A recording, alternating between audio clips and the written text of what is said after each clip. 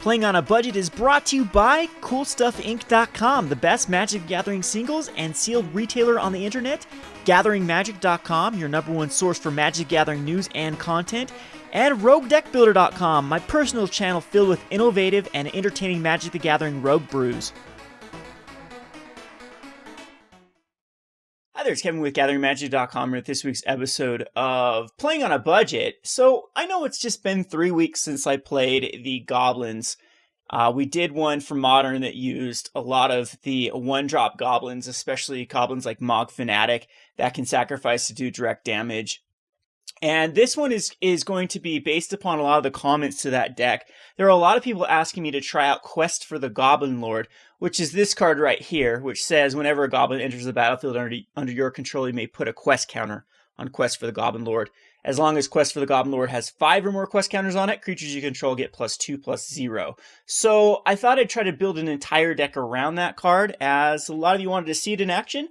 So I think that the 8 whack is still the right way to go. What we mean by that is we're using 8 Bushwhackers, the 4 Goblin Bushwhackers and the 4 Reckless Bushwhackers, because they can chain off pretty well. The Reckless Bushwhacker isn't as good in this deck, but it should be quite easy on turn 4 to be able to cast like a Dragon Fodder into a Reckless Bushwhacker, or even like a Mogg War Marshal, or we still do have some 1-drops like the Legion Loyalist into the Reckless Bushwhacker. But I mean, that might be the weak link in this. We might want to go down to just 6 of them, as our 1-drops are very, very low, as the Goblin Bushwhacker I wouldn't even really consider to be a 1-drop.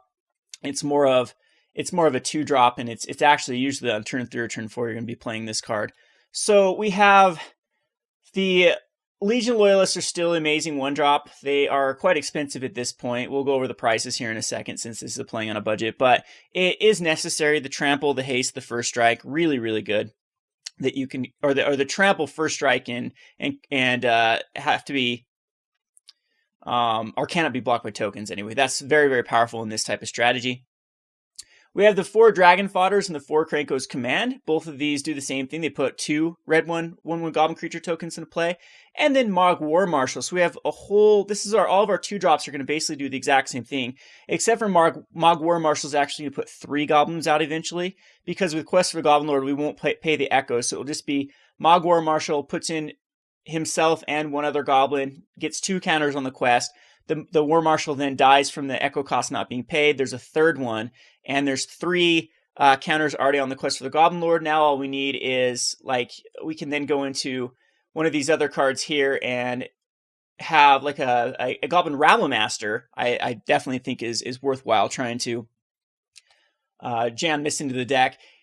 If we put out a Rabblemaster that turn, then it will put out another Goblin token and itself, and then we can attack in for a ton of damage on turn 3, because we'll have, I guess, 1 ineligible card and a Rabblemaster is ineligible, but 3 guys attacking in for 9 damage on turn 3.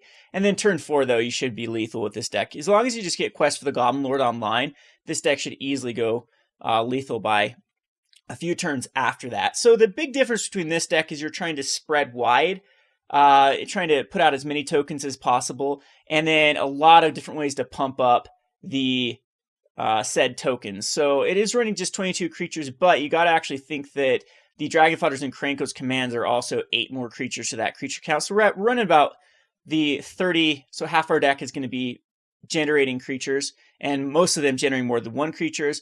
And then we have just the different type of pump spells through the Goblin Chieftain, the Shared Animosity, which is another card people wanted me to test out, and the Bushwhackers, as well as the Quest for the Goblin Lord. So I didn't mess with the sideboard. The sideboard's basically the same thing. Cut down a few, like Searing Bloods for more Lightning Bolts. We have to bring in cards specifically to deal with other cards, and the Lightning Bolt's a good card to bring in here. Still like the Dragon's Claws, and not really going to mess with it too much. Land base is still going to be the exact same. So let's go over to the prices brought to you by our sponsors, CoolStuffInc.com. So this is about $156.08. The big chunk of change in here is going to be the Legion Loyalists that have spiked up from the Rise of the Goblins. So this is going to be $60 the list. If you cut the Legion Loyalists, it's under $100.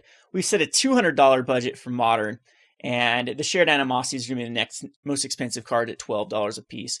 So that's basically not really too much to this deck. It's kind of straightforward what this is trying to do. We'll go ahead and see if it's powerful enough. I've never really played, I don't think I've ever played Quest for the Goblin Lord, so I want to see if I can get it to work. And if not, I think that we'll at least test that out and see that the regular Goblin Grenade version is more consistent or not.